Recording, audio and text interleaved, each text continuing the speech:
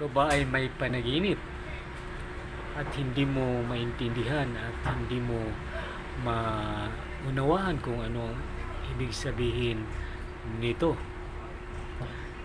Wala kayong dapat gawin kundi panoorin ang ating mga video dito sa ang mga hula ni Brother Jeremiah. Dito sa ating Facebook, pwede po kayong manood sa ating mga video, at hanggang sa sunod na mga upload pa natin, ipagpatuloy po ninyo sapagkat bago lang po ang ating Facebook page. Kailangan po ako ng inyong suporta. Please, suportahan po ninyo ang ating Facebook page. Kalaki po nito ang mga kahulugan ng mga panaginip na gusto ninyong malaman kung ano-ano ang pakahulugan nito. Mag-search lang po kayo kung ano po ang inyong gusto, o kaya mag-PM po kayo sa akin kung ano po ang inyong mga panaginip. Mag-comment po kayo kung ano po ang inyong mga panaginip at bigyan po natin ng ibig sabihin, kahulugan ng inyong mga panaginip. Pangalawa po, mayroon din tayong pagbabasa ng mga pagbasa ng mga tarot cards na bigyan po natin ng pansin ang inyong mga kapalaran, ang inyong mga nakaraan, ang inyong hinaharap sa pamamagitan po ng tarot cards. Ay atin pong babasahin ang hinaharap. At meron din po tayong kabalastik.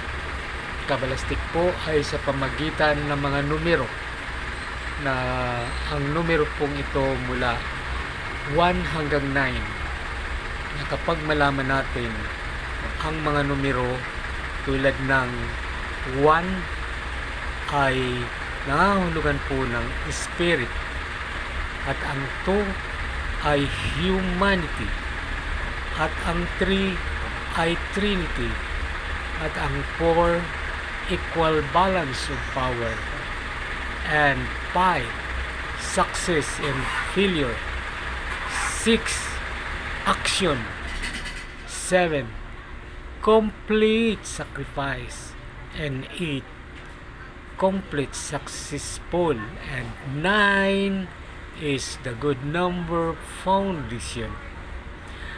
Papaintindi ko po sa inyo kung bakit hanggang 9 lang po ang numero ng kabalastik. Dahil po, pag nagbilang po tayo mula sa 1, 2, 3, 4, 5, 6, 7, 8, 9, pagdating po natin ng 10, babalik po tayo sa number 1. So, ang number 1 po ay nauna nating binanggit. So, pagdating ng number 10, babalik na po yan sa number 1. Yan po ang ating bigyang meaning, kahulugan. Halimbawa po, kayo po ay may mga secret number na 1, 2, 3, 4, 5, 6, 7, 8, 9. Hanggang 9 po. Tinatawag po yan kabalastic or cancellation. Upang malaman po ninyo, mga kababayan, pwede po kayong mag-PM sa akin, mag-comment kung gusto nyong malaman ang inyong mga kapalaran, ang inyong ugali, at ang inyong hinaharap. Sa pamagitan po ng mga numero ay malalaman po natin. At mayroon po din tayo na tinatawag na cancellation sa buong katawan ng tao. Malalaman po natin kung sa sa lahat ng parte ng katawan, saan banda masakit, saan banda may diferensya, saan banda ay malalaman natin sa pamagitan ng numero. Nakikita po natin na itong katawan ninyo ay may mga diferensya. Yan po ang ating pronouncement dito sa ating Facebook page, Mga Hula ni Brother Jeremiah. Pwede po kayong mag-comment kung gusto po ninyo. I-share po ninyo ang ating video ito para malaman po ng iba. At sa mga pagbabasa po natin ng tarot cards ay malalaman natin ang in the future sa buhay natin. Kaya sana po suportahan ninyo ang ating Facebook page, Mga Hula ni Brother Jeremiah. Maraming salamat po sa inyong walang sawang pagsusubaybay. Suportahan po ninyo. Bago lang po ang ating Facebook page na ito. Suportahan po ninyo. At regards sa lahat po ng mga Bisaya, mayang adlaw, mayang gabi, mayang buntag sa inyong tanan. Kaya sa Dinagat, kumusta ka mo mga taga Dinagat? Hello, kumusta sa Cebu? Kumusta mga taga Cebu? Inautunta nga nakakamo sa mayong panglawas.